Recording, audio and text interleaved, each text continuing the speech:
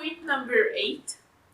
Usually when the students are not paying you attention, some teachers might actually go crazy on them, like they start screaming and yelling and trying too hard to bring the students' attention or get the students' attention back. So what you do here is that please, first step is that you do not scream or yell under any circumstances, because that will make you look like you are not in control at all. So you just have to be quiet, and then you can start in a very respectful manner. You just like ask them, ladies and gentlemen, may I have your attention? Or even like for me, when I have good rapport with the students, I would just tell them like, ducklings, could you please give me your attention? And you calling them sweet names, so they might actually make them feel like, okay, our teacher loves us, we're not gonna treat her badly. So this is one way, is that you just simply call out for them in a decent manner and makes them feel that you respect them, so they would respect you back.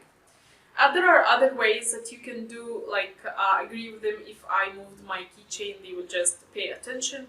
Or you can simply agree with a certain word with them. For example, if I said cheese, they will just have to say freeze in the same manner. Like if I say it quietly, like cheese, they have to say freeze in the same way. Or if I say it in an excited way, they will just have to repeat it in exactly the same way. Also, another way is that I can agree with them. Whatever I do, they have to do it back. For example, if I clap twice, they all have to clap twice.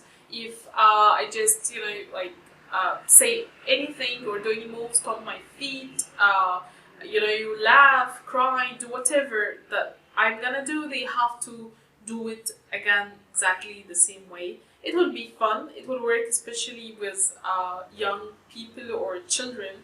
And sometimes with adults, you never know, you just have to try it if you have good rapport with them. This way you will just attract their attention, and it will be in a decent and sweet way without actually screaming or yelling at them.